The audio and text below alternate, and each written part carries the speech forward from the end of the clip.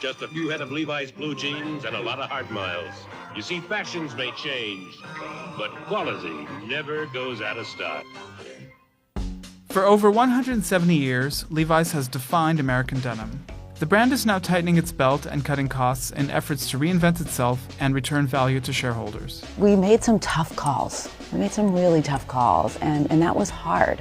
The brand closed out the 2024 fiscal year with $6.4 billion in net revenue. That's 3% growth in Levi's CEO Michelle Goss's first year at the helm. Now, we always have to be really tight to the DNA of the brand. Levi's stock price fluctuated throughout the year, going as high as $24 and as low as $15.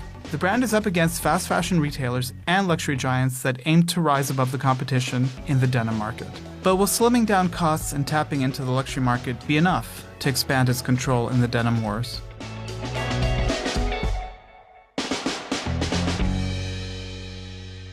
So, big picture, what has been for you the biggest pleasant surprise? But I think one of the most exciting things, and I'd also put it to your question, one of the most surprising things is how much of a lift this is around the culture.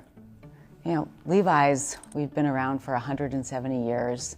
Now, there have been many chapters along the way, but over the last couple decades, we've operated largely as a product brand company selling through others, a wholesaler.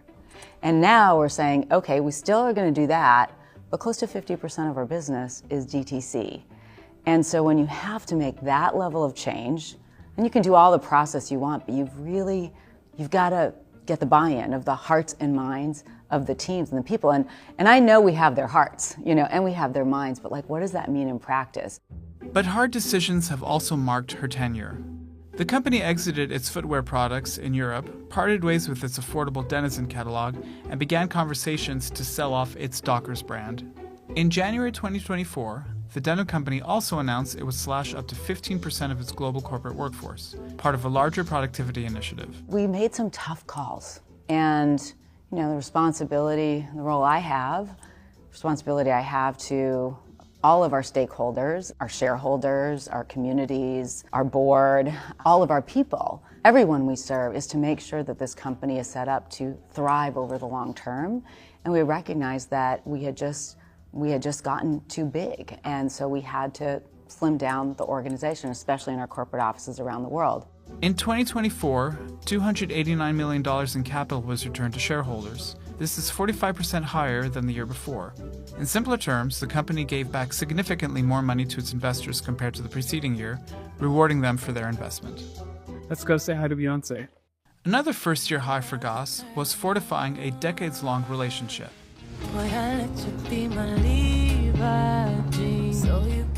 You gave her a shout-out in your most recent earnings call. How important are collaborations like that? We call it living at the center of culture. The right collaborations create great brand heat for us, and they drive that relevancy. For, again, a brand that's been around for decades and decades, how do you continue to reinvent, might be too strong a word, but stay relevant while always staying true to your heritage? The campaign, titled Reimagine, puts a spin to iconic Levi advertisements with none other than Beyoncé and her song Levi's Jeans. The Levi Strauss & Company brand dates to 1853 when it opened as a San Francisco dry goods store during the gold rush. Levi Strauss, a German immigrant, partnered with Latvian tailor Jacob Davis to create a durable pair of pants for working men. And in May 1873, the pair received a U.S. patent for their design. Today, Levi's ranks second among apparel companies on the Fortune Most Admired Companies list. This is 5 spots higher than the previous year. The brand has a global presence across more than 110 countries, with about 3,400 stores. Meanwhile, the global denim jeans market is expected to hit $95 billion by 2030. And the company is looking to women to carve out a larger stake in the market. Look for Levi's women's wear. Do you think you can ever get to 50-50 in the genders, or even majority female? 50-50 feels about right for us. We have a great men's business. It's go way back when. It's how the company started, right?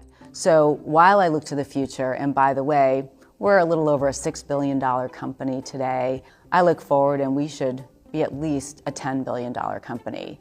And that's going to come through a few ways, but women's is going to be a key means to do that. Levi's is also looking to expand its identity well beyond its denim jeans. To get this done, the company is aiming for its direct-to-consumer model to account for 50% of business. The brand also looks to triple its e-commerce operations.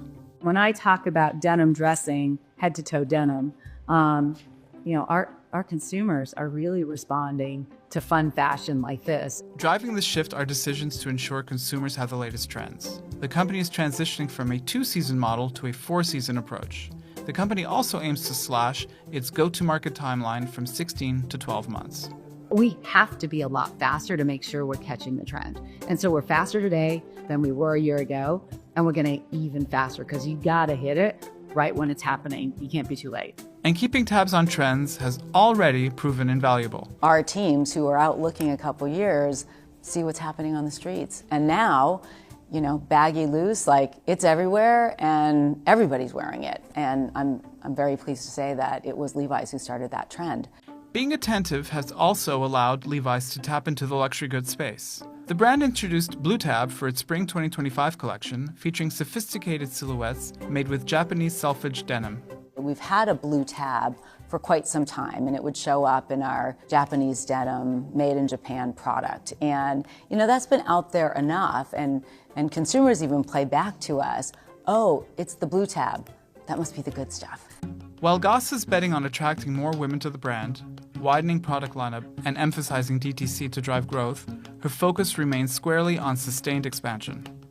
It doesn't have to be heroics, it shouldn't be these big swings up and down. Steady beat of nice growth. And without risk, there is no reward. Now, with that in place, we got to deliver. We've got to execute.